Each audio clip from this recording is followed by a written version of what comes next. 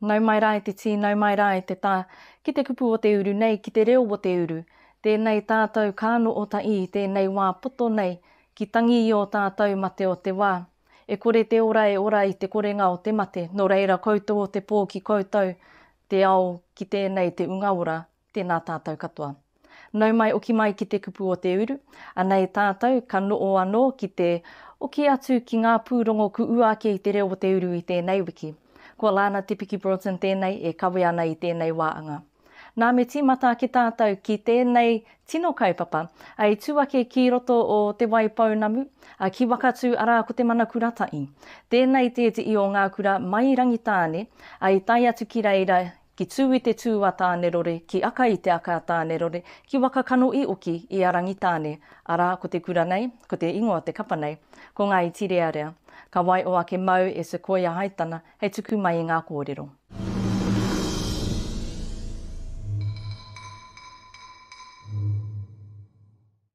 Kua takau marama ēnei rangatira o a pōpō, e whakamahiti kōrero ana kia tū, hei māngai mo te rohe o Rangitāne, ki te whakataetai Mana Kuratahi, ki whakatū.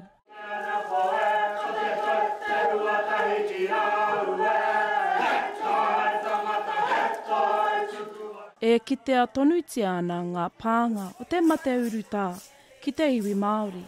Heoi, he tutukinga nui tēnei, kia māraurau te kapa nei, ki te tauwhāinga āmotu.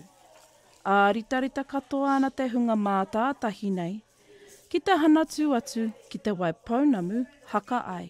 Ko te take nui, ko whātau tātou tatari ana. Ko te menu, ko te kōwhiore i taua wā, i au kati katoa te kōwhiore i ngā mea maha.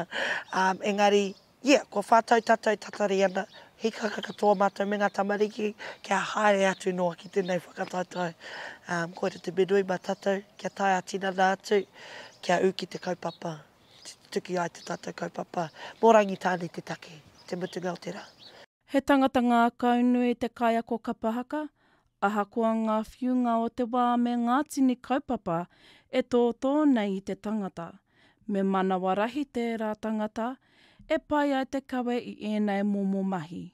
Ngā kaunui au ki tēnei kaupapa, ngā kaunui au me taku kapa kai ako i tēnei momo āhuatanga o te ao Māori.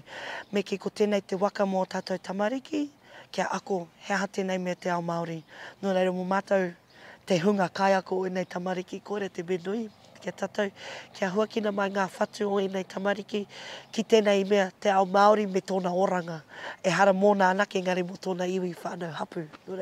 Koera tamatau, koera te take, ka wātea ia te wā. Kei te tino hi kaka au kia noho ki tōku whānau tuarua, kia tū ki tō rātou taha. Nā runga anō i te poto o te wā, e noho ai ēnei tauira ki te kura wānga nei, arā, te rua tau. Me uaua ka āta whakatipu i te maia o ngā kaihaka. Kia rite mai ai ki te tū, i te papatū waiwai. Ko te ngātahi o te whiu. Ko te aro kia ngātahi te kapa, kia ngātahi ngā piropiro, kia ngātahi te wairua, me te karawhiu. Koera pē te tino wero, mo te whakarite mō ngā whakataitai atu i tērā, ko te kapo ake kia tiaki, kia manaaki ngā wairua ka kuhu mai, ngā whare, me nei tamariki kuhu mai ana. Koera te wero nui kia kite i te ao wairua, tuatahi kārua ko te mahi ngātahi, kia ngātahi te karawhiu. No te whakatūnga o te kapa nei, i te tekau mārima tau ki muri, kua tipu haere te hiahia o ngā tauira ki ēnei mahi haka. Nā whai anō, i nui ake i te tahirau, 50 o ngā tauira, i whakamātauria ai kia whai wāhi atu ki te kapa whakataitai. Rātou kāri whai wai ki te tū ki te atamira, kāri kore, nui o rātou kaupapa ke atu i te papatū waiwai kapa haka. Tētahi mea ka kite nui tia e mātou ki wanganui o mātou tamariki i tēnei wā. Nui o rātou kaupapa ke atu i te kapa haka, e u katoa rātou, kua manawaroa rātou kia tutuki i ngā taumata eke mo enei kaupapa pera ki te hākina kina. Nō reira, ko tāku noi hoki a rātou kia kaua tōroa te noho ki wāhike, hoki ora mai ki tō tātou reanga o te kapa haka. Kia ora no mō ngā reanga e haere tonu mai ana. A tōna wā, kāre kore i tēnei wā, kei te whakaako mātou ngā tamariki o ngā tauira o mua. Nō reira, he oranga tērā mō ngā reanga e haere mai ana. Nō reira, haere pai atu ki ngā kaupapa maha, engari kau ware he oranga mō te iwi Māori ki roto i te kapa haka. Nō reira, hoki mai, hoki mai. Ahakoa te taumaha hārukuruki o te pōkaikaha me ēnei mahi whakataitai. Kua kiri tuna ēnei tauira kia waia haere ki ngā āhuatanga katoa o te whakarite tū mo te whakataitai. Ka pērā ki tōku ka ko whakasi, ka tino maro, ka tino strict, rāne. Ko ngā whānga ka whakarongo ngā tamariki ki au, ko kaore ka makarona. Ka kohete au ngā tamariki kia mōhio rātou haha te whānui, haha ngā mahi. I te paunga o te kaha, me te hekanga o te tōta o tēnā kai haka o tēnā kai hāpai. Ko te oki tērā e kai namu mai nā i te mutunga o ngā mahi i te ātāmera hei āmane. Atu i te kaupapa o te Mana Kuratahi, ka ko te menoi, ko te whakawhanaungatanga, ko te whakanui ngā mahi, kua mahi tēnei tau. Me te whakaihi ngā tamariki, i runga i te mea ko te tuki rātou te tahi kaupapa nui, mō tātou te ao Māori. Sekoia haitana, te reo o te uru.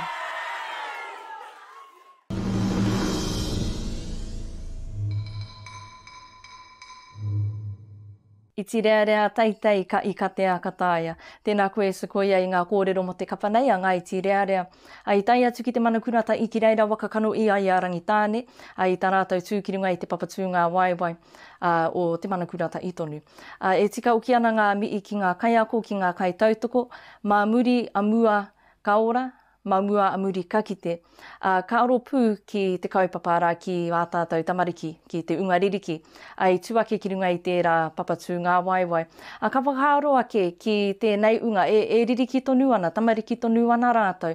Ka repea tātou e mōi ana, ko ea te ara kaimua i a rātou, ko ea te ara kataka ia e rātou. Engari ka tāia, kua ki ea aerea i tēnei unga, ka tāia e rātou te waka uki ngā maara ki tēnei wā, i u ia ki ngā kāka utāniko o kui mā o koroma, i tū mā roi, i te tū a te Māori. I tēnei wā o tō rātou wā. Tērā pia e te i ka aere ki ngā kura auraki, tērā pia e te i ka aere ki tā wā, i tērā pia e te i ka aro ki aoke. Engari mo te waka uki i ngā maara ki tēnei wā. Ka rongo i te pai, ka rongo i te ora, kai roto i tō tātou ao Māori. Nō reira, he tino taonga i nei kātū kaupapa, e wakatairanga i tō tātou reo i a tātou tikanga, e rongo ana tātou i te mana o te tangata. Ko e te i o ngā kōrero kurangona i ngā rangi kuipa, ki tūpato e te matatini, anei te unga ririki akoa, tamaiti tonu ana rātou, ka tai te wā, kai ki rātou ki ēnei papatū ngā waiwai mō te pakeke me ki nei. Ara, me wiri o ki ngā ringaringa o tēnei unga pakeke wakarite mai ana mō ngā wakataitai āroe. I a tātou e whakariterite ana mo te matatini, ei te ruatau. Hoi anō, ka mutu ngā mii ki koutou e te unga ririki.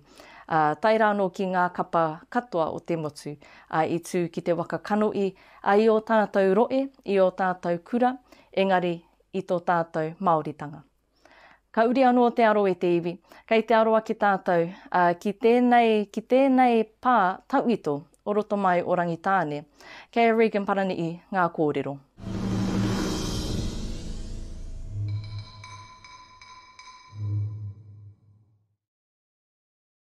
Ko te tehe o ngā pātawhito i nōhia e te iwi o Rangitāne i ngā rā o kauheke mā, tērā ka whakarau ora pea, whai muri te kitenga o te mahere rautaki i whārikitia ki mua i te aroaro o te kaunihira o te papai o ia. He wawata kua roa nei te iwi e moi he wana, me te aha ko te mana ko ia, ka mana hua mai ki te ao kiko nei. He wāhi tino hira tēnā, me me te mea hoki he pakeke rawa, āhua whārau, tata ki te 5 tau tōna pakeke I Anei, nā reira he wāhi tino hira, te motua pautoki a mātou. I ēnei rangi ka whakamahi a te pānei, mō tētahi wāhi upaki, mō te hapori. Heoi, he whakapono nui ana te mana whenua, kua pai mai te wā, kia whakarawora anō.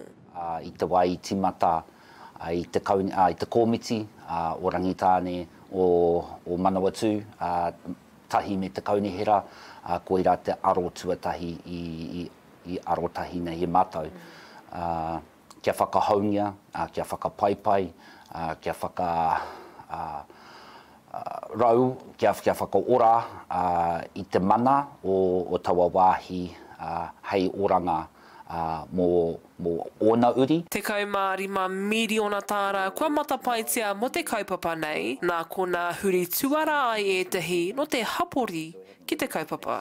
Kua noho nei wāhi tapu, ki ngā ringa o te kaunihera atu I te kotahi rautau.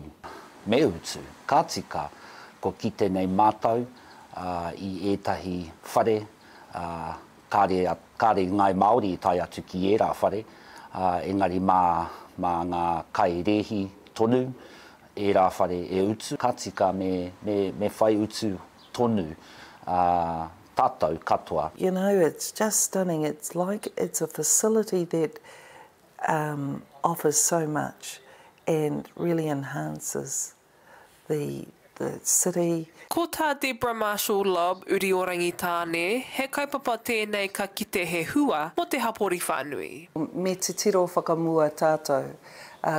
Ahako koenei ngā wā ua mō ngā tangata, he nui te utu mō te kai, mō ngā whare, me e rātu rawa. Engari mena kāri tātou I tīmata tētahi mea, kia waiho ki muri. Nō reira, ko tēnei he rautaki ki te haere whakamua, ki te tiro whakamua, hei painga mō Rangitāne, he wāhi pai mō Rangitāne, engari he painga hoki mō te katoa o ngā tangata o konei. Mā te iwi, te kaitiakitanga o te whare, engari mā te hāpuri katoa tonu te whare, me kira mā te motu. E wāhi tonu tia ana te kaunihira I te kaupapa nei, me te aha, ko te tuku I te tono ki te hapori. Regan Paranihi, te reo o Te Uru.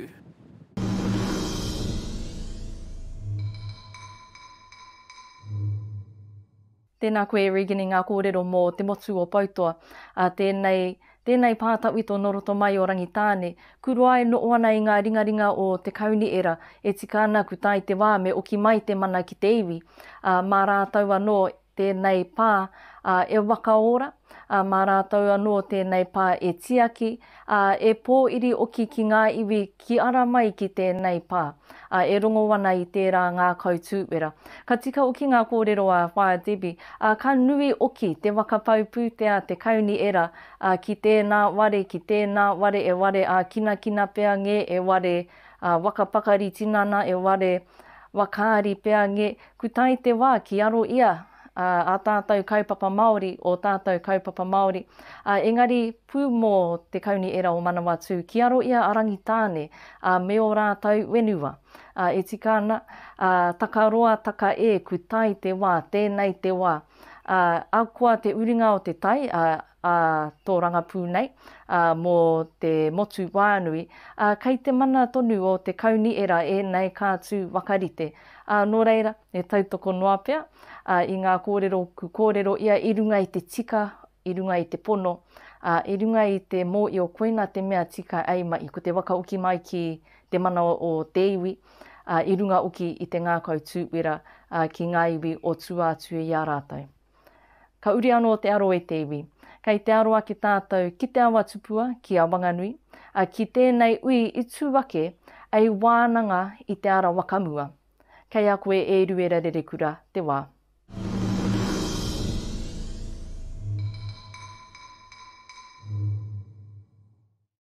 E wā toru atu ana te pautupua ki te iwi, ki te whai rongoa ki ngā wero, ki te awa, kei mua I te aroaro. Ko tēnei hui, he reo karanga atu ki ngā hapu, ki ngā iwi, ki te hāpori nui tonu. Kia tai ngātahi mai ai, ana kōrero ngātahi ai, e pāna ki tō tātou awa. I runga anō i ngā mahi o ngā marama tatanei, tēnā au wirinaki atu ki a ngā tangata tiaki. Ana, nā rāta kua puta mai te māhere o te heke ngā huru. Kia kite ai te katoa. Engari, marama ana tātou, ka tai no ko mutu te pōtihanga. He kawanatanga au te ara akea. Kare tino ngā kau pai ai, tērā kawanatanga ki ngai tātou te Māori. Nā reira, e tika ana ma te pautupua he ata waka rite, me pē ona huinga ki tēnā tari karauna, ki tēnā tari karauna, ki tēnā tari karauna. E kaino o a te rārangi nui ki te awa tupua, ei tāna, e tika ana kia tū enei kā tū ui. It's been really good for our whānau to get engaged with what the mahi that they do for us, what happens behind the scenes, and just bringing our people together at these is really important. So this is the second one I've been to because I'm real curious about their mahi and what they're going to be doing for us in the future. Rangatai mai, paake mai, kaumātua mai. Kei kōnei ngā wakatupuranga katoa. Aha ko te reanga, ana, ka kite atu, kei kōnei te ranga haurunga, tai atu ki te ranga auraro, he pai tēnā. I roto i ngā kōrero tanga o te rangi nei, ka kohi, he aha ngā aronga nui o tēnā mō tō tātou awa. We've got some from Te Uru, like correspondence, we've got some from Kokohuia, I can see.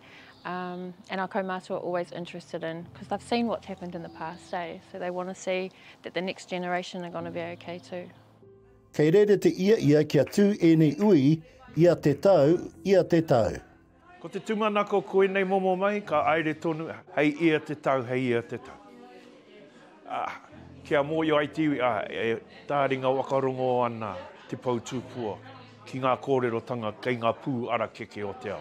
I think they've got to continue, I really do think that they've got to keep being engaged with the people. Just be active, so we all know what's happening. Mō te oranga tonutanga o tō tātou awa, iruere ririkura te reo o Te Uru.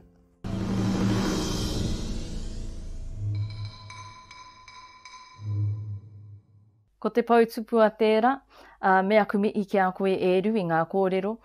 E wānanga ana i te ara wakamua, e ara i te mea kutini ngā wakaro mo te waka ora i te awa tupua, mo te aro ki tōna ora. Engari, ku kitea te uringa o te tai, a tō rangapū nei, ara me te wakaro ko te pāti na inara ka tūake ai ka wanatanga mo te motu nei, me tana maitai ki e te i anō pāti. Hoi anō, ko te whakarautaki i tērā ara, e tutuki tonu ai te wakaro nui ki te ora o te awa.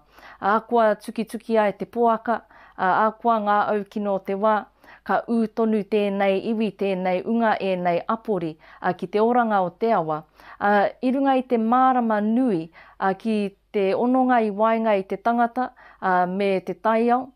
Ko ia tērā e ara i ana i a tātou, ko ia tērā e manaaki ana i a tātou, e wāngai mai ana i a tātou, ko te ora.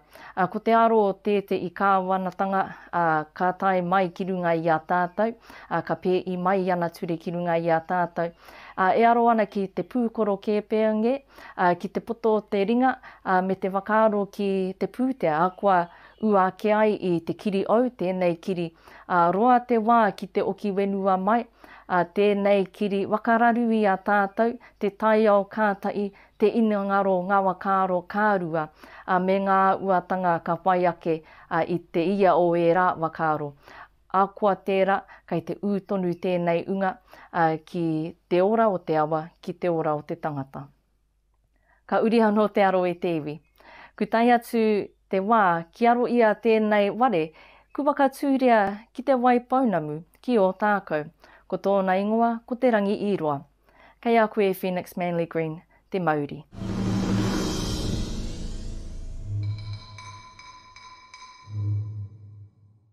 What eke mai te iwi o ngā timutunga ki roto o tākou. Ki te waka tūwira i te ware au, ei waka mā aratanga ki a te rangi i roa, ki runga i te ware wānanga o tākou. Nau mai ki te au marama e te ware o te rangi i roa. Nā te apu o tākou te tono ki ngā uri o te iwi. Ei tā Jamie Tūta, nā rātou te o Norenui ki te waka tūwira i te ware au, mō ngā tauira o te ware wānanga. I te whare tuatahi, i tai mai a te iwi o ngā timutunga ki te taki i ngā karakia, mo te ware tauito.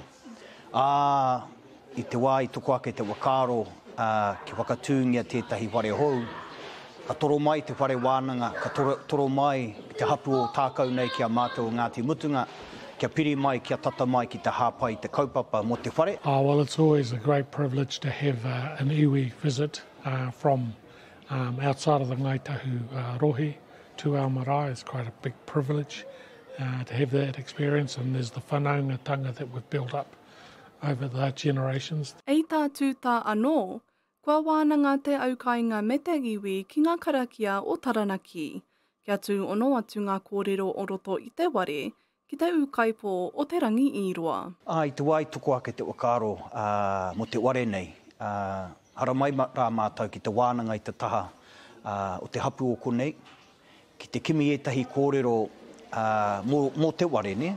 Ana ko aua kōrero ko ngā whakawai, ko ngā karaki o te kāinga o Taranaki. Ko tētehu ngā whakawai e pāna ki te tītohia, ko taua whakawai a te whiti o rongo mai. Hoi anō mo te āhuatanga o te whare, i wānanga tea hiaha te tino kaupapa o te ware. Hiaha ngā mahi, ngā kano mo ngā tauira ka noho ki taua whare. Ka tiki nātu e mātou tētahi o ngā karakia, manawa tina, manawa toka, manawa pautai ki tia te manawa. We've been working on this project for quite some time with the Ngāti Mawhinga whānau. It's been awesome to come down and just spend time with them and hear the Taranaki kōrero. So yeah, we feel very privileged to be able to speak with them and work with them on the project. Ei tā te rangi i roa Karen Hurley, kua kawea mai i tōna wānau ki te rongo i te wairua o te ware, me ngā tutukinga o tō rātou tūpuna. For me, it's good because I've brought two of my mokopuna with me, two of my daughters have come down, and my wife Pam. I suppose growing up and listening to all the old people around Parihaka singing those songs of Tō Untu Witi and how they spent their time down here and the atrocities that were happened to them, it's been a sort of lifetime experience, and it's to come down here and to see that our new hostel is being opened to the name of Te Rangi I Roa, who was one of our first Maori doctors that fought in the First World War. He was a doctor in the First World War, and he took his surgery to the front line where all the others were way back, and he made sure that it didn't matter who came off the battlefield, that Te Rangi I Roa looked after everyone, Pākehā, Māori, whatever they were. So it's great recognition for him to carry on this legacy as for students that come down to o tākou marae. Born in Urinui, and not too far from our whare. We got the view from the whare where I was born to the Pirota Te Rangi I Roa Memorial. E o Norenui tēnei mota iwi te kawe atu i ngā tamariki mokopuna ki runga i te ware au. Ko ngā wawata nui o Mitchell Rītai, kia wai e nei uri i ngā mātāpono o te rangi i roa. For me, one of the key aspirations of Te Rangi I Roa was to ensure that our whānau, our tamariki especially, saw the benefit of te ao mātauranga. So if anything, what we'd like to see is that, one, our tamariki, our mokopuna, understand the significance of Te Rangi I Roa, and not only what he done for us as a people, but what he done for Aotearoa and many other cultures, indigenous cultures. So that's the first thing, but he's left footsteps for us to follow, and it's an opportunity for us to be able to help our whānau, help our tamariki understand here is an example, an exemplar that's our own. and someone that you can pursue, someone that you can follow in their footsteps and be able to succeed and be able to achieve your own aspirations. Ko te mana konui o rītai. Kia wai ua ngā uri o te iwi ki ngā tūmomo mā tāpono o te ao mā tauranga. Kia wai i ngā tapu wai o te rangi i roa. Phoenix Manly Green, te reo o Te Uru.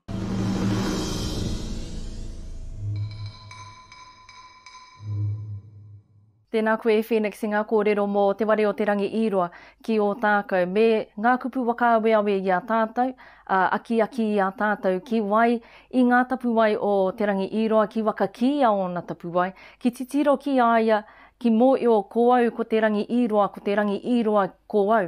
Ka kuu atu ki roto i te ware, ka titiro ki tana tinana, ka kite i a koe anō. Ka waka kaa i a tātou, ka waka pakari i a tātou, ki wai wakaro ki āna mai i tōna wā, arā ka tīkina atu ko ngā kōrero a te ao Pākehā, ka mārama ki ngā pūnaa o te rā ao, ei waka uki mai ki roto i o tātou anō iwi, ki o tātou anō āpori, ki waka pakari i o tātou iwi, i o tātou wānau. E nui ngā ua kei tō tātou ao Māori. Engari, ki te wakarongo ki ngā au pupu i o te wā, me mārama pū tātou ki ngā pūnaa, kei roto i te ao Pākehā, e pai ai te aere, e pai ai te rere, a kua ki wea rere ai tātou. Koira tērā, te imea i wakatawiratia mai e te rangi i roa i tōna wā, ana ku tai mai ki tēnei tau, 2023, e nui tonu ngā ua o te aro ki aia me ana mai. Nō reira e Phoenix, kei te mii atu i ngā kōrero mo te ware nei. Nō reira e ngā iwi o te uru, o te tonga, o te rāwiti, o te tokerau anō oki. Koinei katoa ngā pūrongo ku uake i te reo o te uru i tēnei wiki. E mi i kaua tuana ki ngā pau reo irirangi Māori, ki te korimako o Taranaki, ki te reo irirangi o Whanganui, Awa FM, ki te reo irirangi o Rangitāne, a Kia Ora FM. I rere pai ai tēnei manu, nā te tautoko mai a te māngai pāo. Ko Alana Broughton tēnei, e mi i kaua tuana ki koutou e te iwi. Tēnā koutou, mauri ora ki tātou katoa.